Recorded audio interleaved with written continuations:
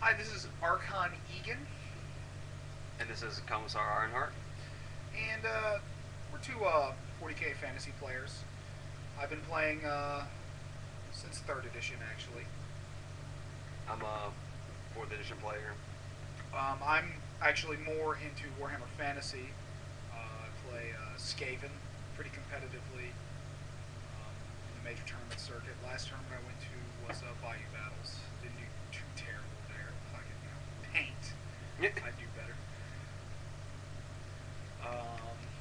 But we're going to be talking about Warhammer 40k, Warhammer Fantasy, just general opinions, reviews on books, stuff that GW does. And for the first review, we decided to do GW's latest book, which The Dark Eldar. is also my 40k army. Yes, I know I'm one of those mythical Dark Eldar players that people have heard about. No, I'm not a new book jumper. I did play with the dreaded 3rd edition Codex. Trust us, we tried to find it. It's lost in the bat cave somewhere back there. If I could find it, I would, because it's an atrocious piece of shit. It's scary in 4th edition. Oh, I did like it there. I had a lot of success with it in 4th edition. I remember when I told somebody I wanted to play Dark Eldar, they laughed at me. And the reason they laughed at me was because of the, the typical ha ha ha, shitty model range. We don't know anybody that plays. Kind of crap like that. But picked them up. The models from 3rd edition are terrible. They really are, especially in comparison to the new line. Male witches. Yeah, I'd rather pee on those damn things. And in fourth edition it was good. I actually won some tournaments at my local store with the army. Sorry, alcoholic. Won some tournaments. Had a lot of fun playing it. Found out there was another player actually at my store. He and I both fielded about the same army. We both fielded a witch cult. It was fun, used Lilith at the time because for the 90 points you paid for her, it was an Archon that I wanted equipped. I wanted it equipped that way anyway, and she was about 30, 40 points cheaper than the regular Archon, so it worked out pretty well. But that book lost its appeal for me when 5th edition rolled around. Yeah, my guard infantry army. I don't feel too many heavy choices. 2 heavy tanks here, and it was just steamrolling his list. And when the swap came over to 5th edition, I think what really killed the 3rd edition book was the loss of consolidating into new close combats after old ones, which was something I relied on a lot, actually, because back then the points values were more expensive for a lot of the troops that I used, witches particularly, and they just get shot to pieces because, let's face it, a 6+ armor save, or as I like to call it, the thong bikini save, doesn't do shit, even against lasguns. Yes, I will neglect to take armor saves against lasguns, even though it's the one time I get saves. Because usually when I hit you with a good 30 or 40. Well, but the new book, just in general, one of the big things that changed is the amount of selections and options that I have. I see all the old units, warriors, witches, talos, ravagers, raiders, incubi, mandrakes, scourges, reaper jet bikes, hellions.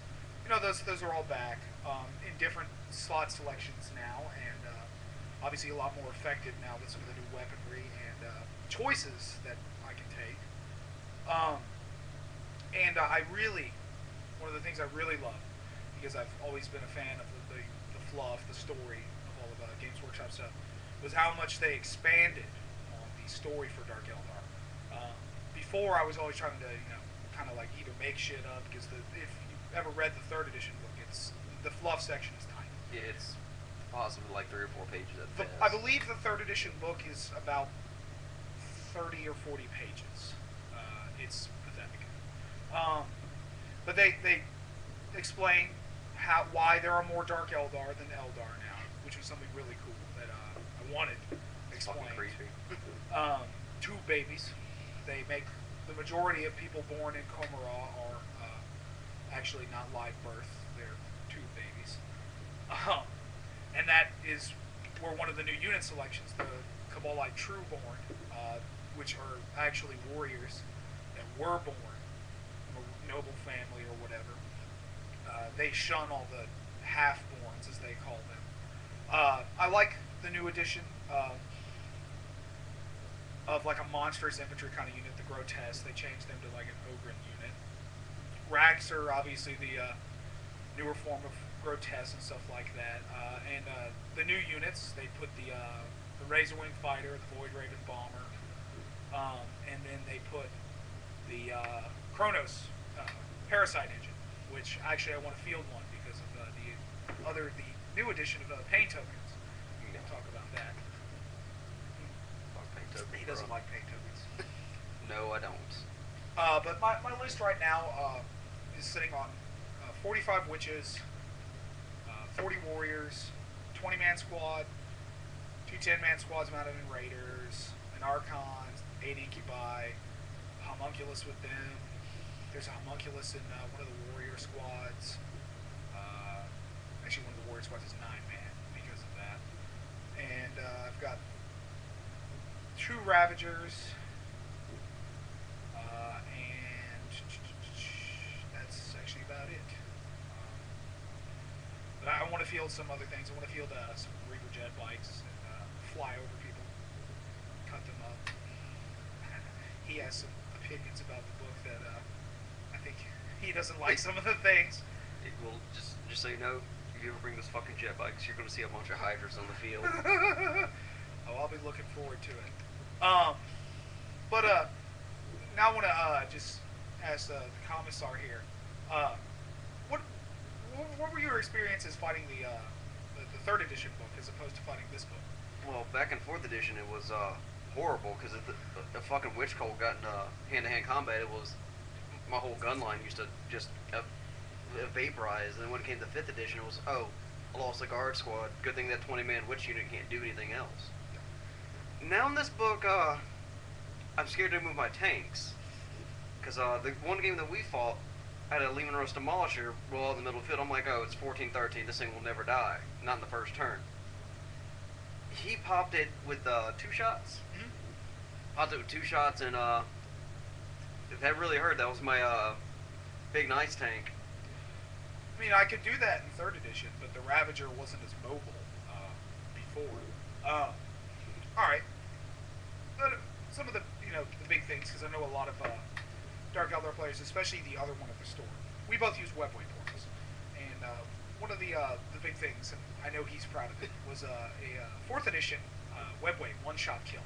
Yep. And that's when, for those who don't know, the person carrying the webway portal gets killed on turn 1 before I have a chance to drop it. That's called a good game, sir. You suck. Let's play again. I didn't have to pick up one. That's happened to me twice, unfortunately. Shot him with 3 demolishers and kind of popped. And I try and avoid that. It's more avoidable now, but the webway portal. Some people say it got worse because vehicles can't come out anymore. I say it got better because now I can move up 12 out of a raider, drop my homunculi off 2 inches from the raider, and he can drop the portal. And then what happens on turn 2, Jared? 45 witches come out like what, 6 inches from my gun line, and it's pretty much good game from there. It's a lot of fun. That was fucking nasty, by the way. I know. I didn't want all 45 to come out either. That's the thing. Because one of the squads didn't have a place to go. It's like, oh, we're gonna go charge this hellhound. This is fun. We'll start. I guess with the first page, I should say. One of the big changes that they added was the addition of pain tokens, which for those who don't know, whenever a Dark Eldar squad destroys a non-vehicle enemy unit, they receive a pain token. And I did say alcoholic before, just to let you know. For pain tokens, I use beer cups. Can't help it. Sorry. Have a lot. It's a plot. Yeah, But the pain tokens, like I said, they're gained from killing non-vehicle enemy units. or they can start with them with the right unit choices. Right. And the first effect you get is feel no pain. Which, I don't care what anyone says, anyone who can take a two armor saves, which is pretty much what I consider it, is scary as a guard player when you're shooting at someone with strength 3, AP nothing. I will admit, it's very nice on a lot of the squads, like witches and the stuff that has no save, which is pretty much the entire army. Number one is very good, and you only have to kill one squad or have the right unit selections to get it. There's another way too, but we'll talk about that. Second one is Furious Charge. Which, for an assaulting army, if you can't put that together, it's fucking amazing. The +1 strength is really nice. +1 initiative, I could give a fuck about. I'm already going before everything but the Swarm Lord, but he's going to eat my cookies. So, and then 3 or more, you can get more, but 3 is the max effect. Is Fearless. Fearless is as far as I'm concerned, kind of pointless, since the army averages leadership 9. And in my opinion, Fearless is horrible. I'd much rather have Stubborn. That would work too. And with this, they've got the sharing the pain ability, which is if a character who has a pain token joins a unit, the unit gets a pain token. If a unit has a pain token and a character joins the unit, the character gains the effects of the pain token. Blah blah blah. So that's where the homunculi will come in later. We'll explain him. The whole army has night vision, representing them living in Commissar, the Dark City. Which, unfortunately, isn't too useful because not many games take place at night. Most of the units have fleet of foot, which, as I was expecting, just from like the last book, they gave some units that didn't have fleet, like the Incubi. Which is terrifying, by the way. And then there's combat drugs, which have utterly changed. It used to be that you'd roll separately for each squad, and you'd have to keep track of all that shit. And then there were personal combat drugs that your leaders could take, and they got to roll every assault phase and all of that kind of crap. And it was a mess to keep track of, and you could overdose and have your Archon's head explode if you rolled 3 or more ones. It was really entertaining, let me tell you. Yeah, it was. But now it's just you roll a die at the beginning of the game, and you get one of the effects.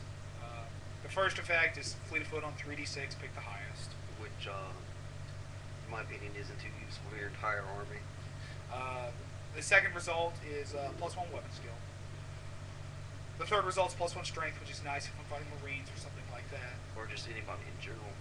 4 is really nice. You get to reroll wounds in close combat. 5, which I got against him the last time we played, is +1 attack, which is overkill against a guard army. Yeah, especially when you killed a stormtrooper squad. With 5 guys. Yeah, that was fucking. And 6 is Splinter Mind, which is one of my favorites. All units that do drugs begin the game with a pain token, which means all witch units, if you have them, start out the game with feel no pain. And if you have a lucky unit with a homunculi in it, you might end up with Furious Charge. Furious Charge on turn 1. Feel no pain. Oh yes, the pain token effects are cumulative, so you can end up with all 3, which is hot. It's very scary when a witch unit has it. Let me tell you. And a lot of the weapons they have now are poisoned, but they never get the reroll from the poison rule if you have higher strength than they have toughness, because all of their poison weapons are strength X. But they always move on a 4+, which makes fighting Plague Marines fun for me. I actually enjoy it. And it's kind of nice because it's the only gun that doesn't wound me on a 5+. Me and my guardsmen. So it's a two-way benefit. Okay. Now the first unit are real basic.